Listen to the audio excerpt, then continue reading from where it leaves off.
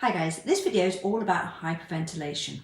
So please watch this video all the way through to the end and don't forget to hit that subscribe button and also hit the notification bell so you don't miss out on any of our weekly videos.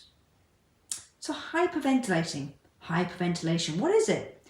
Well, it means breathing in more than your body actually needs. And another way to describe it is to say that we're over-breathing. And over-breathing is common during panic attacks. Now, some over-breathing is part of the body's normal response to threat, because what it does is supplies the muscles with more oxygen so that the body is ready to face that threat or to run away. You might have heard this called the fight or flight response. Now, when you begin to overbreathe, what happens is the balance of gases in the lungs is upset. A small amount of carbon dioxide normally stays in our lungs.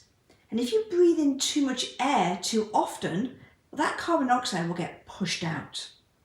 And when this happens, it can cause lots of different signs and symptoms.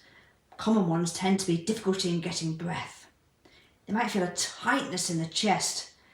The pulse might be very, very rapid, so the heartbeat might just feel it's pumping out the chest. Might be sweating, clammy, tingling or numbness, especially the extremities. They might have problems with their eyesight. They might also get really rigid muscles and cramps.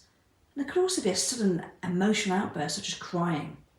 Or they can feel too hot or too cold. Now, these reactions are literally caused by having too little carbon dioxide. And they're very frightening in themselves, and they can lead to more over-breathing. And this is known as the vicious circle of hyperventilation. And you need to break that vicious circle of hyperventilation in order to stop these signs and symptoms from getting worse. I need to return to normal breathing. So it's important, therefore, to stop over-breathing to make sure there's enough carbon dioxide in the lungs. So there's two techniques we can look at. One is to stop over-breathing, and the other one is known as the rebreathing technique. So let's take each one of those techniques at a time. Now, it might sound common sense to say, stop over-breathing, but how do we do that?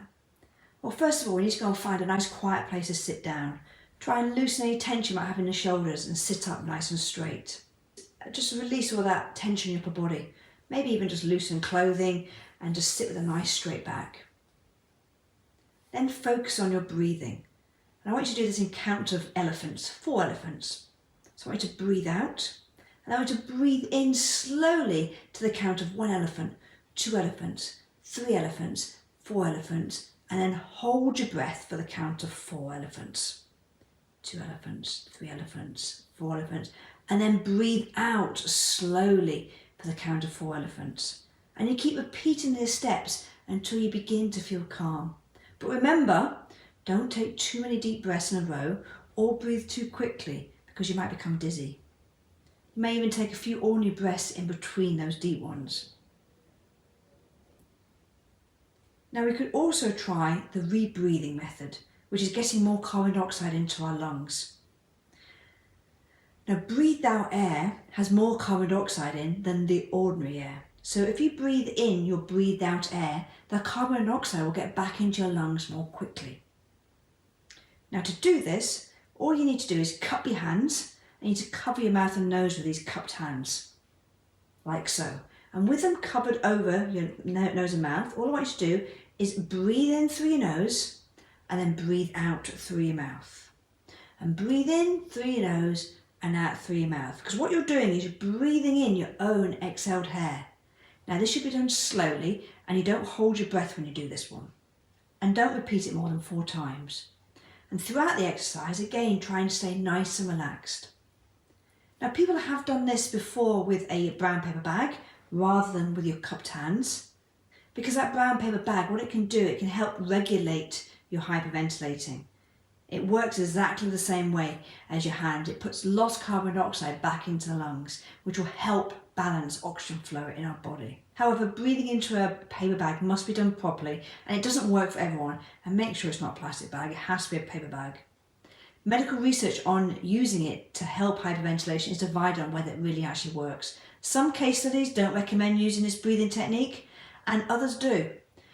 I would suggest whatever works for that person. If a brown paper bag works for you and you can do it sensibly and correctly and it helps get the carbon dioxide back into your lungs, then use it. But if it doesn't, don't use it, because having a brown paper bag over someone's mouth and nose can also be very scary.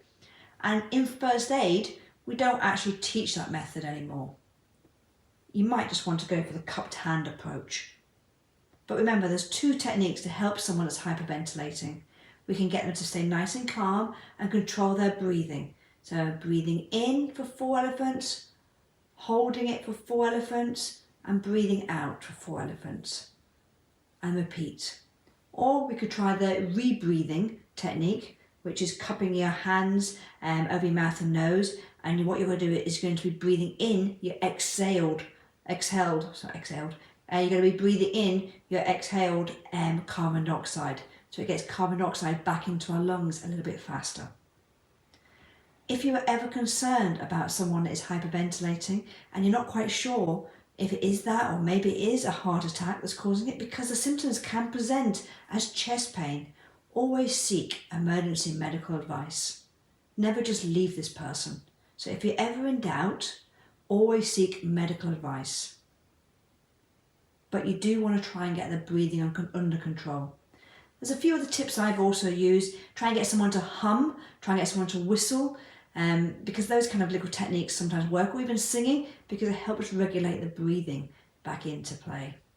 Now, if you would like me to make a video on a topic of your choice, please make sure you message me in the comment below, and I will do my best to come up with a video that's suitable for you guys as well.